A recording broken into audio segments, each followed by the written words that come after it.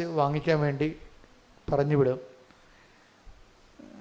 വിടുമ്പോഴും wife എതിരായിരുന്നു, എതിരായിരുന്നു.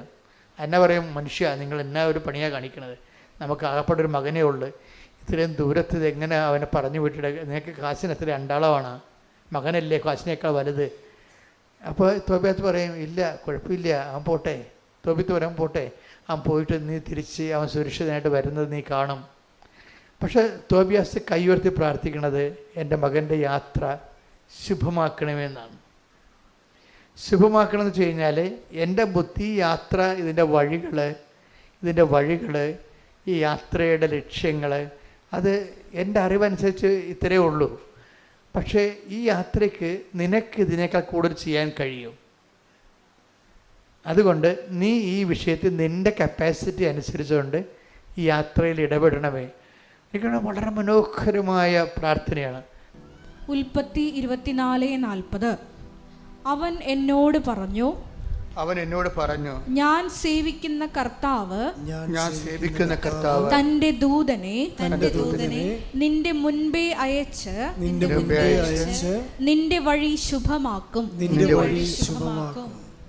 ഇതിൻ്റെ സന്ദർഭം എന്ന് പറയണത്, എബ്രഹാത്തിൻ്റെ പുത്രനെ ഇസഹാക്കിന് ഒരു പെണ്ണ് കാണാൻ വേണ്ടി ഫ്രിത്തിനെ പറഞ്ഞയക്കുന്നതാണ് സ്വന്തം നാട്ടിലേക്ക്.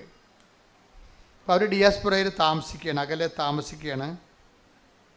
അപ്പോൾ നിങ്ങൾ ചോദിക്കും, എന്താ ഇത്രയും ഈ പെണ്ണ് കാണാൻ വേണ്ടി ഫ്രിത്തിനെ വിടുന്നത് എന്താ ചോദിച്ചു കഴിഞ്ഞാൽ, എബ്രഹാം വയസ്സാണ്, അതുകൊണ്ടാണ് കാര്യം. രണ്ടാമത്തെ കാര്യം എന്ന് വെച്ച് കഴിഞ്ഞാൽ, ഈ നമ്മൾ പറയുന്ന പോലെ ഏതെങ്കിലും പെണ്ണിനെ കാണാൻ പറ്റത്തില്ല, ഇവരുടെ രക്തത്തിലുള്ള പെണ്ണിനെ കാണാൻ പറ്റത്തുള്ളൂ. അതാണ് പ്രശ്നം.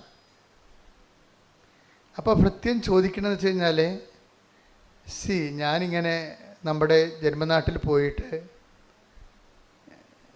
ഇസഹാക്കിനൊരു പെണ്ണിനെ ചോദിക്കുന്നു,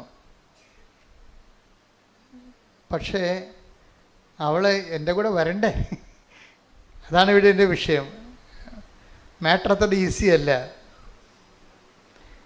ഈ സ്ത്രീക്ക്, ആ വീട്ടുകാർക്ക് നമ്മളെ ബോധിക്കണം, എന്നിട്ട് ഈ ഭൃത്യൻ്റെ കൂടെ വരണം. അത് വന്നില്ലെങ്കിൽ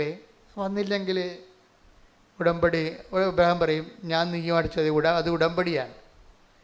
ഉടമ്പടി ചെയ്താൽ ഇവിടെ വിടണത്. സീരിയസ് ആയിട്ടുള്ള കാര്യങ്ങളെല്ലാം ഉടമ്പടി പരിധി വരണതാണ്.